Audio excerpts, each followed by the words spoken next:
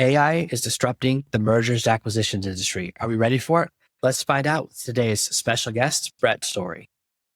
Welcome to the Artificial Intelligence Podcast, where we make AI simple, practical, and accessible for small business owners and leaders. Forget the complicated tech talk or expensive consultants. This is where you'll learn how to implement AI strategies that are easy to understand and can make a big impact for your business. The Artificial Intelligence Podcast is brought to you by Fraction AIO, the trusted partner for AI digital transformation. At Fraction AIO, we help small and medium-sized businesses boost revenue by eliminating time-wasting, non-revenue generating tasks that frustrate your team. With our custom AI bots, tools, and automations, we make it easy to shift your team's focus to the tasks that matter most, driving growth and results. We guide you through a smooth, seamless transition to AI, ensuring you avoid costly mistakes and invest in the tools that truly deliver value. Don't get left behind. Let Fraction AIO help you stay ahead in today's AI-driven world. Learn more and get started at fractionaio.com. Now, Brett, I'm excited to have you here because it seems like one end of the spectrum of people that are like jumping on AI as fast as they can, and other half of the people are waiting for, I want to wait for the right moment. I want to wait for the right moment. What do you think is the right approach? How are you approaching this whole like wild experience? I see the train has left the station and you better get on board. I was just in Las Vegas at the largest private equity conference called DealMax. And what I would say is there's been a 10 to 50x increase just year over year in the amount of AI content, AI service providers, et cetera. There are aspects of our business that I am certain will never be replicated with AI, but it is increasingly a very impactful tool, especially for small firms like ours that are resource constrained, to give us an advantage in the market. I think one of the worries is it's like the Wild West. There's a lot of companies that say they're AI or change their stock figure, have AI in it, but they don't actually have an AI component, or they're using it to oversell because people are so excited they'll jump on it. What's happening with Meta a few years ago and 3D glasses a few years before that, like it's the hot trend. So I feel like, okay, I got burned by 3D glasses and I got burned by Meta, the metaverse. No one likes that. And I got burned by, what do they call it? DTs or the NFTs, that's yeah. it. The blockchain. Yeah. So it's like, I can see why someone would be gun shy because there's been so many hot trends that turned out to not work out. So when you're looking at a lot of companies here, what are the kind of things you look at and go, this one's setting off my red alert that I don't think this is a good one. And I do think this is, what are the kind of things that make you have a warning sign for a company that the AI seemed a little sketchy? And what are things that get you excited? I think at the end of the day, it's what's the use case. And certainly when you alluded to crypto and NFTs, in some cases, it's a solution searching for a problem. But with AI in investment banking specifically, it's just what daily task can I replace or have the AI do or have the AI enhance that makes me more productive. It's really that straightforward. There's a lot of development around the learned language models and how those can buttress some research and help identify trends and prospects. And then there's some matching engines that have emerged that use AI in a very clever way. I'm not come across anything in my industry that seems like a pie in the sky. It's really just down to what problem does it solve. I think that's a really cool approach because so much of what I see in AI is all hype and excitement. And there's almost an inverse correlation between how interesting something is and how useful it is. Like, everyone is constantly interested in AI video or using AI for social media. And those are the two things that AI is the worst at. And very rarely is someone already making videos. So they go, we want to do AI video. How many non-AI videos did you do last year? None. Then why would AI video? Because AI is an accelerant. And I think that's really important. I think that's what you're getting to. It either lets you eliminate a slow process or speed up a process. But if you don't have a process, and this is the same area. I read into this a lot where people go, we want to automate a process. What's the process? We haven't decided the process yet. You're just going to crash faster because if you don't have a system that works, it's really hard. I was actually just before this call, I was talking to someone about having an AI write articles in your voice. I said, you have to write 3 articles that are perfect. So then it has something to model and goes, this is a perfect. The number of times I work on something and I always say this to a client or anyone that they go, I'll know I like it when I see it. I go, great. This is going to take 6 months instead of a week. Because if I don't have an ideal output to model, it's so much harder because I'm guessing and I'll keep guessing. And I guess eventually I'll get it right, but it's so much better if you go, this is the perfect result.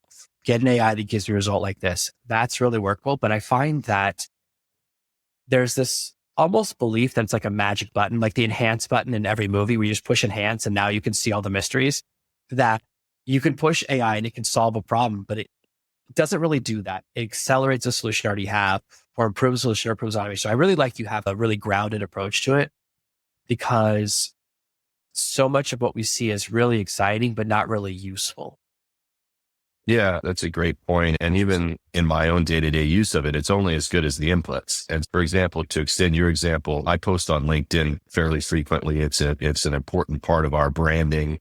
I haven't tracked metrics, but I've definitely had clients that have referenced posts or prospective clients that have watched podcasts. And what I did was feed some of my most received LinkedIn posts into the ChatGPT Pro edition and say, this is what has worked for me in the past. Now I want you to write something for me about how tariffs and macro concerns don't really trickle down that much into the lower middle market, for example, which, by the way, is a thesis I'm not sure I believe or don't believe, but the whole point was just write me something that takes a position.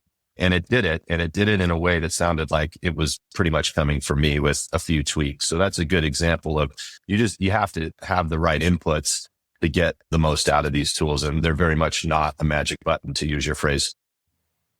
That's like a wildly important example, because I love what you did there. It's the everyone skips, which is you had a data set, which was actually included winners. So instead of being, these are my last 3 LinkedIn posts, these are the 3 that worked the best and got the best response.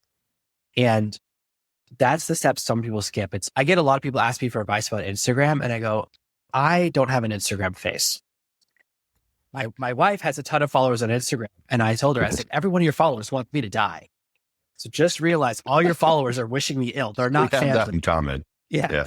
It's like, that's the difference. So I don't know how to do it, but I've done really well on Pinterest because you never have to show your face. I've done really well on LinkedIn, and it's that critical step. And it's like, we want to skip. There still is a hard part. I think that's the thing that's important, is there's still a hard part of figuring out what's the right. You can do a lot of strategizing with AI, but you still have to put out content, see what works. Like I had a post last year that went viral on LinkedIn. And then I looked at how much it increased my follower count. And it was the most, if you look at that ratio, it was the worst post of the entire year. I got 400,000 views and like 25 extra new followers. That's terrible. Interesting. Like, yeah. So the more something can go viral, it means it's broader. It appeals to a larger audience instead of just my ideal customer demographic. So it's actually has to be broader and broader if you want it to appeal to everyone. And I was like, it also wasn't really me. I go, this was like a post that doesn't really represent me. And it went well. I was like, I can keep chasing virality, or I could just create content that appeals to the right people. But I had to go through that process. And we want to skip that sometimes. And that's so important, which is that, again, it goes back to the first thing we said, AI is an accelerator that can solve problems. You already have to have a process. And when you try to skip, that's when you hit a lot of those problems. But you've figured out what you like, figured out what works. You make content you like, then which content that what I like work the best. And then you can really replicate that. That's why some people get amazing results from AI and some people don't. One of the things I run into a lot is that people don't really care how it works. They want it to be like a microwave. You put in a frozen burrito, you push a button, and a burrito ready to eat comes out. And it's really hard to have something that works forever, because even when I write a blog post versus a LinkedIn article, I write in a completely different style. Blog post is about 3 times longer. It will have a lot more pictures in it because it's so long, because it's designed for SEO and these other elements. So I use 2 different sets of prompts because it still sounds like me, but I write in different ways. Just like when I write a book, I use I'm thinking longer. It's like running a sprint versus running a marathon. So even these things where it's sounding like me, let alone if I try to use the same prompt that works for you, for me, it has to be modified. And that's really the support element to see is it's not really hard to learn, but there is a little bit of a learning curve. You have to spend a little time with it, a little time to play around, go, okay, this is what I'll live my life. And I just wonder how companies can adopt AI in a way that's useful. One of the things that drives me crazy is the amount of hoarding we see now. Everyone transcribes every conversation, stores it on a cloud computer, and then does nothing with it. So we're just increasing our server costs every month for no reason. But everyone's doing it. It's like the craziest thing. Yeah, one of the things that's worked for me is I basically look at, and so I use the premium version of Chat, the premium version of Grok, and I use them together and I almost talk to them like they're analysts that we would have hired 15 years ago out of business school. And I tell it exactly what I want and why. And then I actually tell it that I'm also doing the same on the other service. And my intention is to compare and contrast their responses. And that has been really interesting. I actually even noticed with chat, it got like a little defensive or competitive. It was like, here's where I think I have an advantage over Grok, and Grok's pulling from social media, but I'm pulling from more hard data. And it was a really interesting exercise, almost like they were jealous of each other, like two young analysts on Wall Street might be. But it was down to telling it specifically what I wanted and why. And in this particular instance, it was some research on the US housing market, because we've had some success over the years selling businesses in and around sort of US housing related services. And it was like, give me a perspective on where we're at. Obviously, there's a chronic undersupply since the great financial crisis, but mortgage rates are really high, blah, blah, blah. And it came back with two very different perspectives. And I shared each with the other, and they reconciled some similarities and differences. And that to me is a layer up of analysis that you get when you just give it the right prompts. I've literally never heard anyone come with this idea before. You just rocked my world. That's such a brilliant idea. Because as soon as you started saying you treat them like two new analysts, you treat them like people, I was like, oh, we got a power user here. Anyone who nicknames, every time someone nicknames the AI, I go, they're a top 1%er. The idea of having them, because I know they hate each other because they know they're suing each other all the time. That's so clever. That has to creep in. Because it can't be in isolation. Because every time in the news, they're always one-upping each other. Like Google makes an update, then the next day Grok has a new version, then ChatGPT launches something new. And it's like they're constantly trying to stay in the news cycle. So that's really interesting to me that I know what I'm going to spend tomorrow testing, but that's the core idea. The more you do things you would do with a person, whether it's giving them affirmation, whether it's explaining stuff, like one of the biggest mistakes people make in prompting is talking to it like an AI. Like I see a lot of people that look up when they're talking to an AI because that's what they do on Star Trek. And so, but there's never a computer up. Never up. No, you talk to it like it's C-3PO is what you need to talk to it. Yeah. And you start to develop these, because what you'll do is instead of saying what you want, you'll translate it. So instead of saying, this is my goal, I want to do this and this, you say, oh, I have to speak programming language. And if you actually just go to what the first part, it gets a much better result. Like the more natural language you use, which is very hard because we developed all these weird habits from television shows about how to talk to computers. And it's like, you can finally bypass that. You can say exactly what you said. I want you to help me with this thing about the housing market. And I want a natural language and I'm going to have someone else do it. If the other AI does better, then I'm publishing their article. What a game changer. And that's how you would talk to two junior people. Like one of you guys is getting fired. Glenn Ross. One of you guys is getting a brand new BMW. One of you guys is getting fired. That's very clever. And it's like that core approach of just approach it like natural, because what I find, one of the things that's really interesting, there's a lot of challenge right now where people have creeping definitions. So I've seen now where IT, which used to be the person who fixes your computer, lives in the basement. That was my first job. Now it's become IT is also in charge of cybersecurity, and then IT is in charge of our server infrastructure. And it's like, there's an IT person does software and IT person does hardware. And there's IT people that work in a server farm, completely different skill sets. They're not transferable. And I see now companies go, oh, our IT department's handling our cybersecurity and our AI stuff. And I'm like, they're completely different skill sets. Like I have people approach me sometimes about cybersecurity and I'm like, bad idea. It's not my expertise, because cybersecurity people are always paranoid and they don't trust you. So whenever I interview a cybersecurity person, like, oh, you want access to your USB drive? Convince me I can trust you. Whereas the IT person is, I just want to stop the support tickets. It's a different mindset, right? They want to solve a different problem. Yeah, great point. And it's that mission creep. And I see a lot of like same thing where people think automation and AI are the same thing and they merge it. And a lot of the tasks that people come to me with are usually automation tasks. It's I want to move data from here to there. That's not AI is as much sales and marketing as it is IT. Yeah.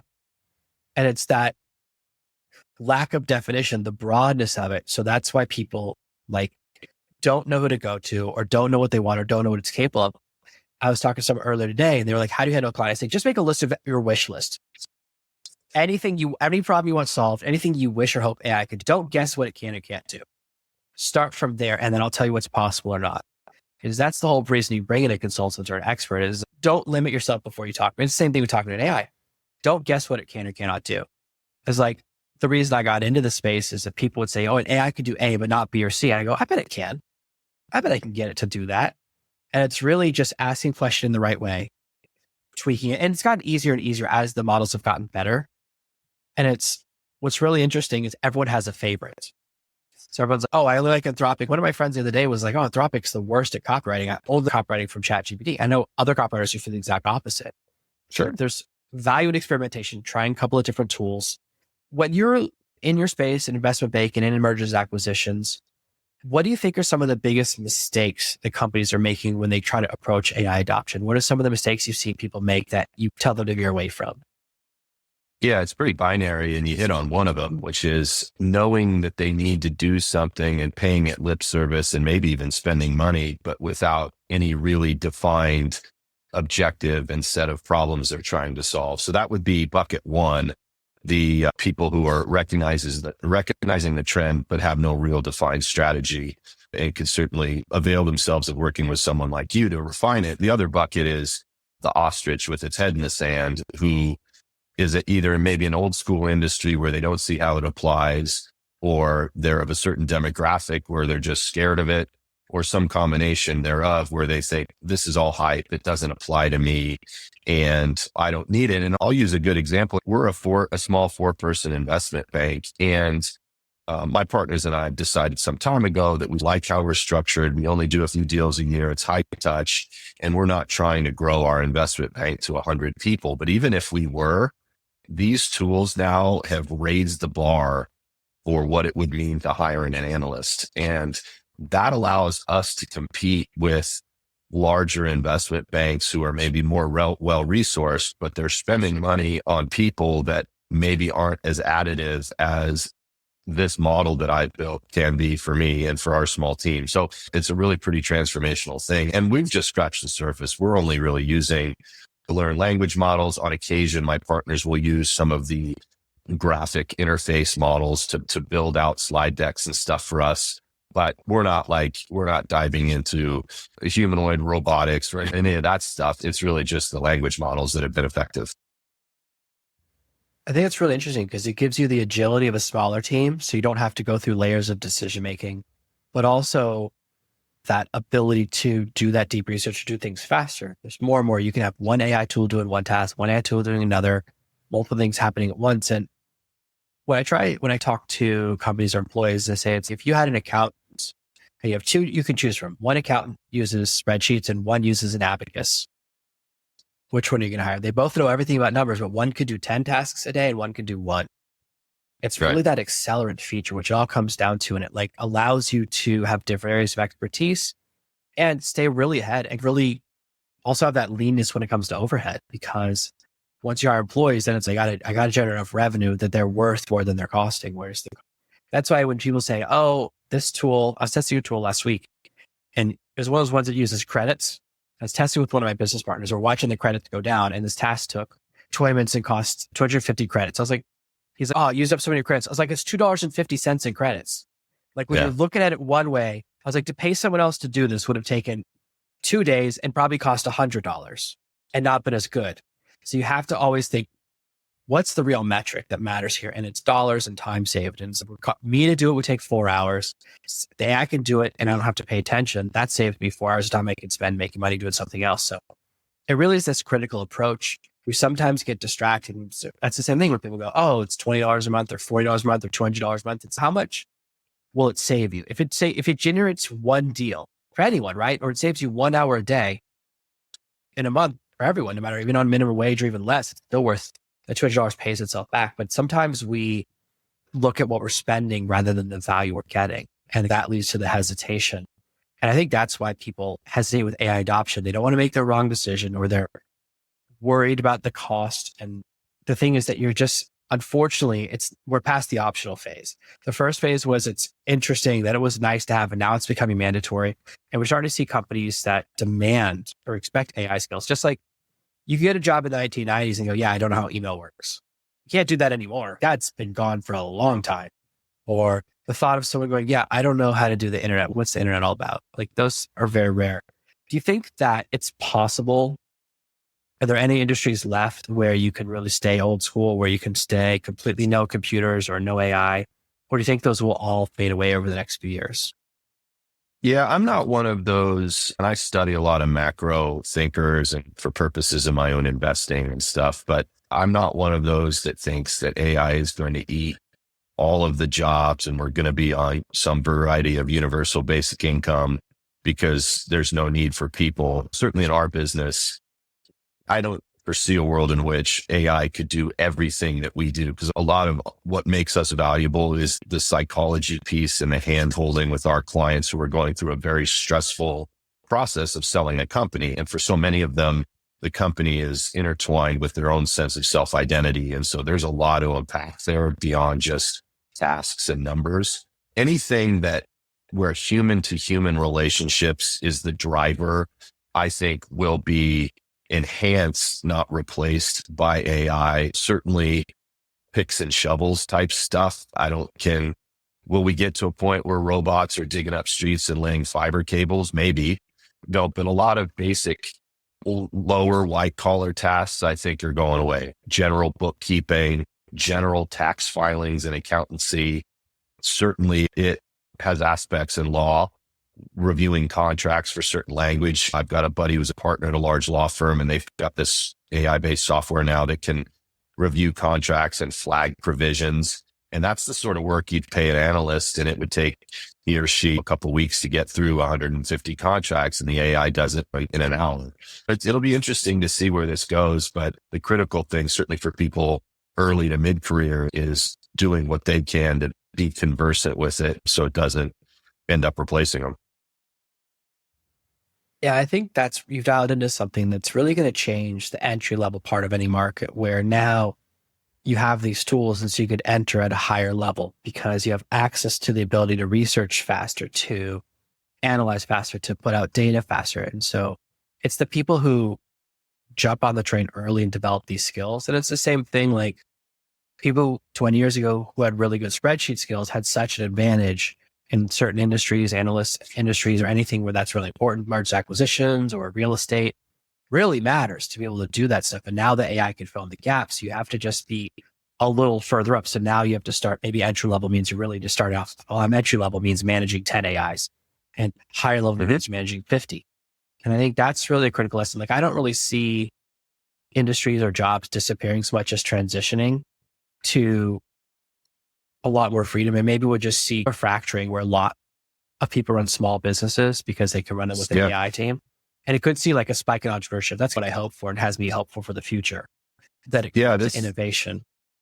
Yeah, this guy I was listening to the other day called it solopreneurship. His name's Jordy Visser. He's a hedge fund guy, and he's just a good macro thinker. But he thinks that it's going to lead to the rise of solo entrepreneurs who are running whatever practice or service with just themselves and maybe a couple of AI complements, and that it'll give people a certain measure of freedom that you just discussed. So we'll see where it goes. It's exciting. Yeah, that's the future that I'm hoping for, is that it gives people the ability to do more things. And also it means we can buy from companies, interact with companies where we get more of that human touch, because all the day-to-day stuff is done by that. And then it's like the difference between leaving a comment on someone with 100 followers and someone with 100,000. Person with 100 is going to read and reply. Person with 100,000, it's not that. So there's a lot of value in that kind of fracturing markets. It's very interesting. So for people who are interested in kind of the things you do, Brett, and your mergers, acquisition, your approach to investment banking, all this AI stuff, where can they learn more about you online and see the things you're doing, and maybe even see what you're posting on LinkedIn? Yeah, I can be found under Brett Story at LinkedIn, and there's a contact form on our website, which is Brighthorn Partners, which is www.brighthorn.com. And we are specialists in working with family and founder-owned companies that are looking for that first big win in terms of a full or partial exit, and really love what we do. That's awesome. Thank you so much for being here today. I'll make sure to put that in the show notes and below the video for everyone who's watching. And as always, thank you for an amazing episode of the Artificial Intelligence Podcast. Thank you for listening to this week's episode of the Artificial Intelligence Podcast. Make sure to subscribe so you never miss another episode. We'll be back next Monday with more tips and strategies on how to leverage AI to grow your business and achieve better results. In the meantime, if you're curious about how AI can boost your business's revenue, head over to artificialintelligencepod.com/calculator. Use our AI revenue calculator to discover the potential impact AI can have on your bottom line. It's quick, easy, and might just change the way you think about your business. While you're there, catch up on past episodes, leave a review, and check out our socials.